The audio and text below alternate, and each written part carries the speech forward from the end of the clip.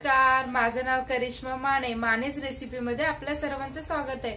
आज मी तुम्हाला घोळ्याची भाजीची रेसिपी दाखवणार आहे. तर घोळ्याची भाजी कशी करायची आणि घोळ्याच्या भाजीचे दोन प्रकार असतात, तर मी त्यातले एक प्रकार तुम्हाला दाखवणार आहे. चला तर मग आपण रेसिपीला सुरुवात करूया. घोळ्याची भाजी ही अशी असते. घोळ्याच्या भाज्या दोन प्रकारच्या असतात. एक मेथीच्या मोठ्या पानांसारखी असते, मेथीची जशी आपली पानं असतात ना तशा मोठ्या पानांची असते, आणि एक लहान लहान पानांची घोळ असते. तर ही घोळ ना चवीला खूप चांगली असते आणि शरीरालाही खूप हेल्दी आहे ही भाजी. चला तर मग आपण त्याचे साहित्य पाहूया. 1 वाटी तुरीची डाळ भिजत घातली होती. 2 तास तुरीची डाळ भिजत घातली आहे मी. 8 मिरच्या घेतल्यात, त्या मी हाताने तोडून घेतल्यात. 2 मीडियम साईजचे कांदे घेतलेत, ते मी सोलून घेतलेत. चवीनुसार मीठ, लसूण आणि तेल. ही घोळाची भाजी आहे. मी 3-4 पाण्याने स्वच्छ धुवून घेतली आहे आणि थोडीशी मीडियम अशी चिरून घेतली आहे. आणि हे जे छोटे छोटे मुळं असतात ते मुळं मी काढून नीट करून घेतली आहे. आता तर सर्वात पहिला आधी आपल्याला ही घोळाची भाजी तव्यावर भाजायची आहे. चला तर मग आपण तव्यावर भाजायला ठेवू. तर आपण हा तवा घेतला आहे आणि आता तव्यावर छान असं भाजून घ्यायचं आहे. याला अशा पद्धतीने आपल्याला ही भाजी भाजून घ्यायची आहे. भाजी भाजून घेण्याचं कारण म्हणजे ही भाजी चवीला आंबट असते आणि ह्या भाजीमध्ये पाण्याचं प्रमाण खूप असतं. त्यामुळे या भाजीला भाजून घेणं खूप गरजेचं आहे, कारण की त्यातील जेणेकरून पाणी जे असतं या भाजीचं ते भाजल्यानंतर म्हणजे सुकून जातं. त्यामुळे आणि त्याचा आंबटपणाही थोडासा कमी होतो. म्हणून भाजी भाजून घेणं खूप गरजेची आहे. त्यासाठी आपण ही भाजी भाजत आहोत. अशाच पद्धतीने आपण भाजी भाजून घेणार आहोत. तर तुम्ही बघू शकता, आधी तव्यामध्ये भाजी घालताना भाजीची क्वांटिटी जास्त होती. आता भाजून झाल्यानंतर त्याची क्वांटिटी कमी झाली, कारण जेणेकरून त्याचं पाणी, भाजीचं पाणी जे असतं ते संपत आलंय. आता आपण हे तव्यावरनं काढून घेऊया. अशाच पद्धतीने भाजी भाजायची आहे, जेणेकरून त्याचं पाणी सगळं निघून जाईल. कढई आपली तापली आहे, त्यात मी मिरच्या टाकते आणि मिरच्या छान अशा भाजून घेऊया. थोडंसं तेल घालून, अगदी हलकंसं तेल घालते मी.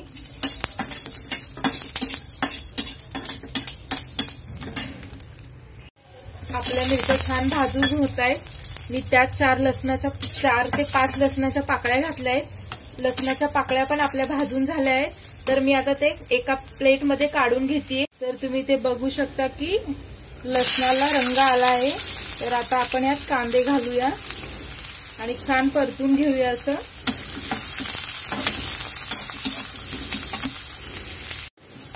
भाजी भाजत असताना महत्वाची गोष्ट म्हणजे गॅस फास्ट ठेवूनच भाजी छान भाजून घ्यायची आहे. तर आणि कांदेही ब्राऊन रंगापर्यंत येऊपर्यंत आपल्याला कांदेही छान असे परतून घ्यायचे आहेत. माझ्याकडे खलबत्ता नसल्यामुळे मी हे लसूण आणि मिरची मी ह्या ग्लासमध्ये वाटून घेत आहे. तर अशाच पद्धतीने तुमच्याकडे जर खलबत्ता नसेल तर तुम्ही ग्लास आणि लाटण्याच्या साह्याने हे असं ठेचून घेणार आहोत. तर ही भिजवली डाळ आहे, तर आपण यात घालून घेणार आहोत. कांदा आपला छान परतून झालाय म्हणून मी यात डाळ घातली आहे. तर आता आपण ही भाजी आपण यात घालणार आहोत आणि छान असं परतून घेणार आहोत. सगळ्यात शेवटी आपल्याला मीठ घालायचं आहे. हा ग्लासमध्ये वाटून घेतलेला मिरचीचा ठेचा आहे, तर मी ते यात घालणार आहे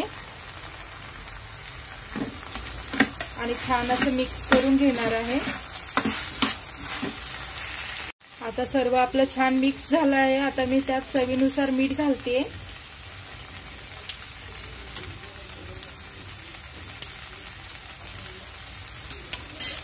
आणि साहित्यामध्ये मी दाण्याचं कूट सांगितलं नव्हतं, तर मी दाण्याचं कूट 3 चमचे घालते. 3 मोठे चमचे घेतले, तेही मी दाण्याचं कूट यात घालते. दाण्याचं कूट वगैरे सगळं आपण छान मिक्स करून घेतलं आहे. आणि आता छान आपली भाजी दिसत आहे।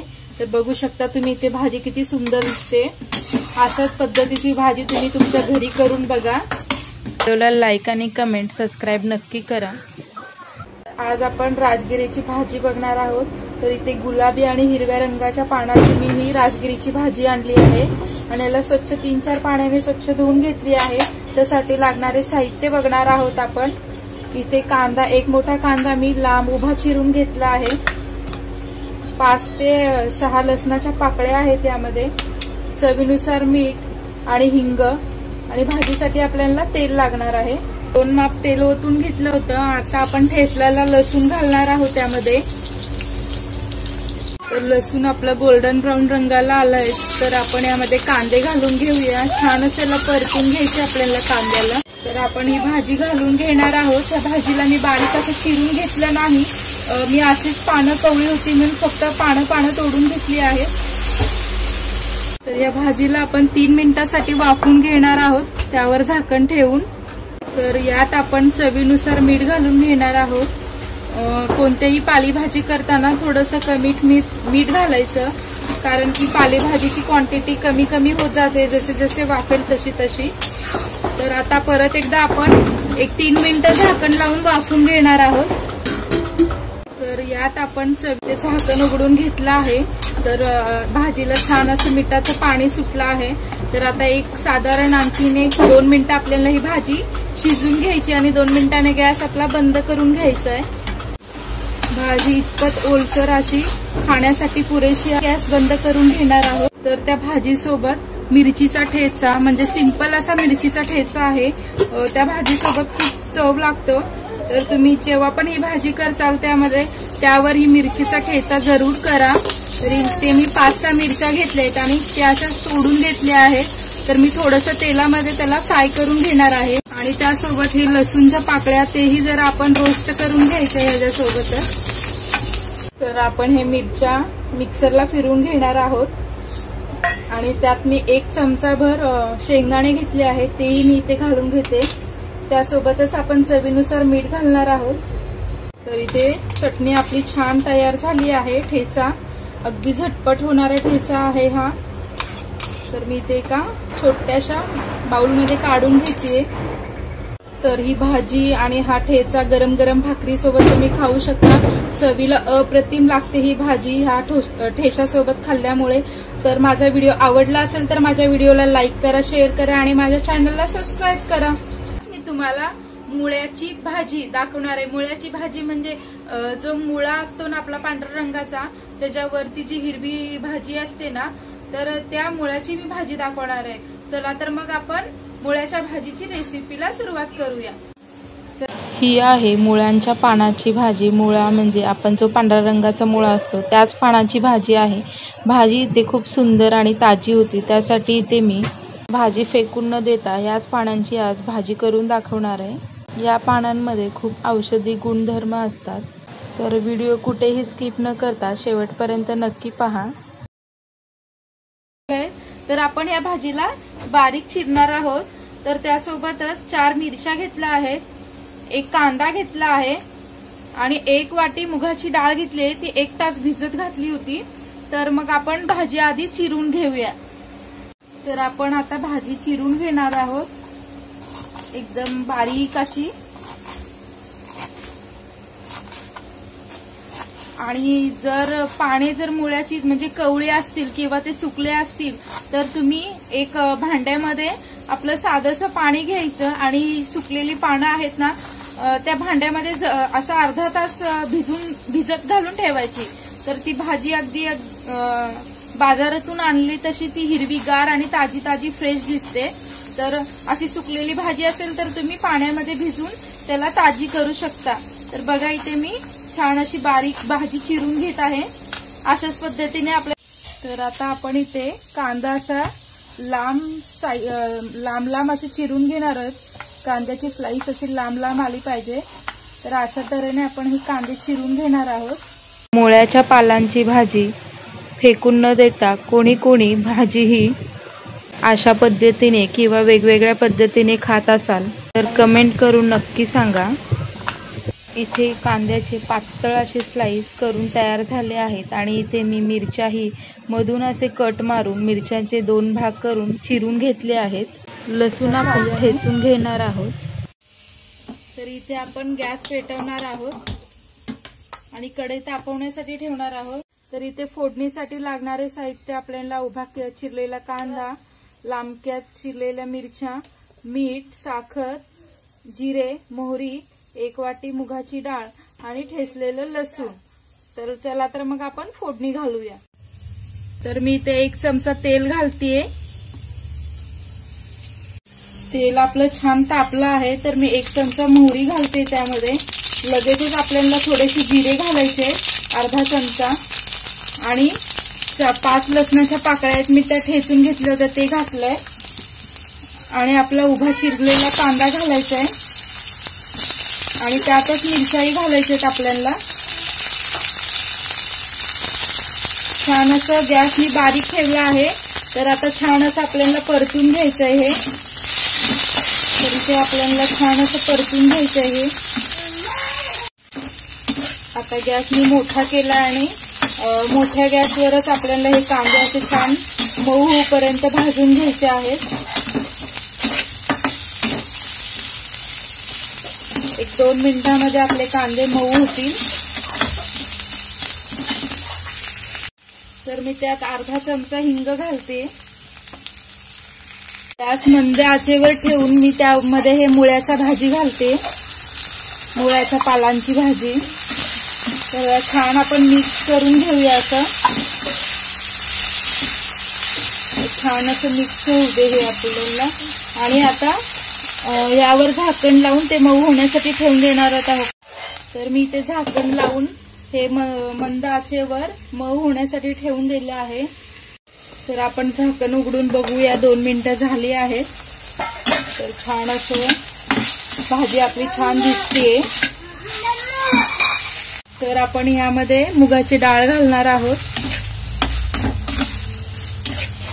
जरा तुरट लागते त्यासाठी मी त्यात अर्धा चमचा साखर घालते, तर भाजी तुरट लागू नये म्हणून. आणि छान असं मिक्स करून घेऊया आणि 5 मिनिटं झाकण लावून ठेवूया आपण त्याला.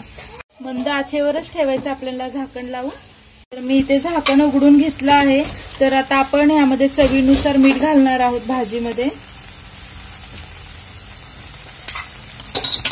आणि परत एकदा असं छान मिक्स करून घेणार आहोत. मीठ घालण्याचं शेवटी कारण म्हणजे आपल्या भाजीचा रंग हिरवा आहे तसाच दिसून राहतो, त्यासाठी मी भाजीमध्ये मीठ शेवटी घालते. तर इथे बघू शकता तुम्ही भाजी आपली हिरवीगारच दिसते. आणि आता आपण यामध्ये दाण्याचं कूट घालणार आहोत 2 चमचे आणि छान असं मिक्स करून घेणार आहोत. परत आपण 2 मिनिटं झाकण लावून वाफवून घेणार आहोत ही भाजी. तर इथे मी भाजीचे झाकण उघडून घेतलं आणि आपली भाजी छान शिजली आहे. तर तुम्ही एकदा अशाच पद्धतीने मुळ्याची भाजी करून बघा. चवीला खूप छान लागते ही भाजी. अशाच पद्धतीने करा. आणि माझी रेसिपी कशी वाटली मला कमेंट बॉक्समध्ये जरूर सांगा. आणि माझा व्हिडिओ आवडला असेल तर माझ्या व्हिडिओला लाईक करा, शेअर करा आणि माझ्या चॅनलला सबस्क्राईब करा. भाजी इथे आपली रेडी झाली आहे. ही भाजी तुम्ही गरम गरम ज्वारीच्या भाकरीसोबत खाऊ शकता किंवा बाजरीची भाकरी, नाचणीची भाकरी किंवा चपातीसोबतही खाऊ शकता. चवीला खूप खमंग अशी लागणारी भाजी आहे.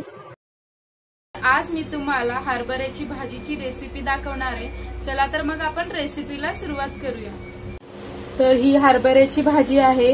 हरभऱ्याची भाजी म्हणजे काही काहींना माहिती नसेल, जे आपलं ढाळं येतं ना, हरभरे येतात ना आपण खातो ते संक्रांतीला, म्हणजे आता सीझनेबल चालू आहे म्हणून.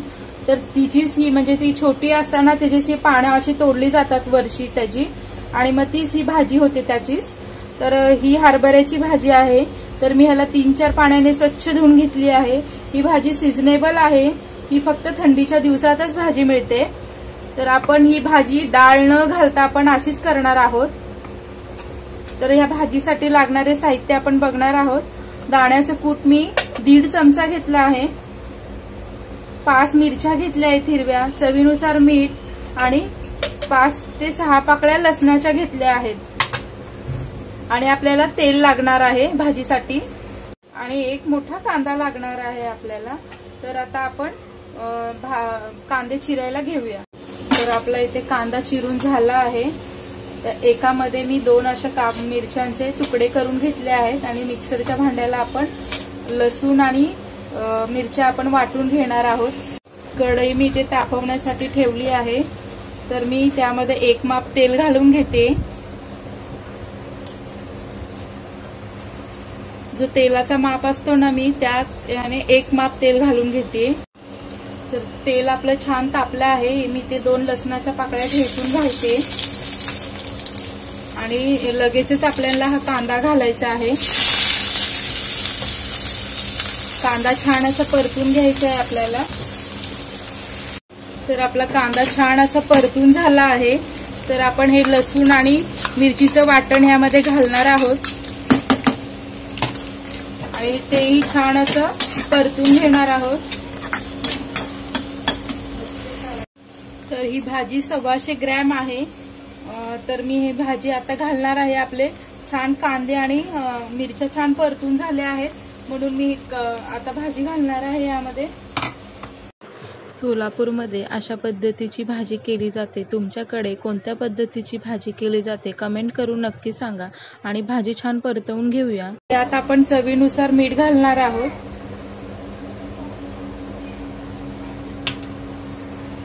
आणि छान असं मिक्स करून घेणार आहोत जेणेकरून हे मीठ आपल्या सगळ्या भाजीला लागलं पाहिजे। तर मिठाला पाणी सुटतं त्यातच आपली ही भाजी छान अशी वाफून होते। तर आपली भाजी छान शिजत यायला लागली तेव्हा आपल्याला दाण्याचं कूट घालायचं आहे म्हणजे शेंगदाण्याचं कूट। गॅस मी हा पूर्ण स्लो ठेवला नव्हता, मीडियम हीटवरच गॅस ठेवला आहे आणि आता मी ह्यात शेंगदाण्याचं कूट घालत आहे। तर इथे बघू शकता मी सगळीकडे असं शेंगदाण्याचं कूट घालून घेते आणि छान आपल्याला हे मिक्स करून घ्यायचं आहे एकजीव होऊपर्यंत।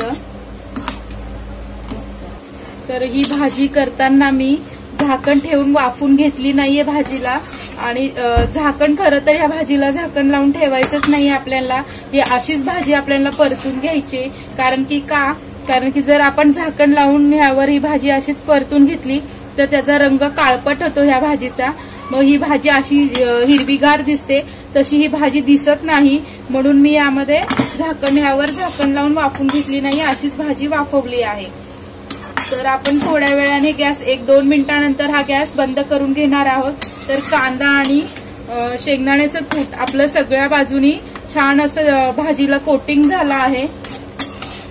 तर बघू शकता आपली भाजी छान आणि सुंदर दिसते, अगदी हिरवीगार दिसत आहे। तर मी आता 1-2 मिनिटांनी गॅस बंद करून घेणार आहे। 2 मिनिटं झाली आहेत आणि गॅस आपण बंद करून घेणार आहोत। ही भाजी तुम्ही डाळनं जरी घालता केली तरी ही चवीला खूप सुंदर लागते। सोलापूरमध्ये या भाजीसोबत गरम गरम बाजरीची वा ज्वारीच्या भाकरीसोबत खाल्ली जाते। सोलापूरमध्ये सुप्रसिद्ध अशी ज्वारीची कडक भाकरी मिळते। त्या कडक भाकरीसोबत जरी खाल्ली ना तरी भाजी चवीला खूप अप्रतिम अशी लागते। व्हिडिओ आवडल्यास व्हिडिओला लाईक, शेअर आणि चॅनलला सबस्क्राईब करा। हिरव्या पालेभाज्यांची रेसिपी कशी वाटली कमेंट करून नक्की सांगा। व्हिडिओ आवडल्यास माझ्या व्हिडिओला लाईक करा, शेअर करा आणि माझ्या चॅनलला सबस्क्राईब करा।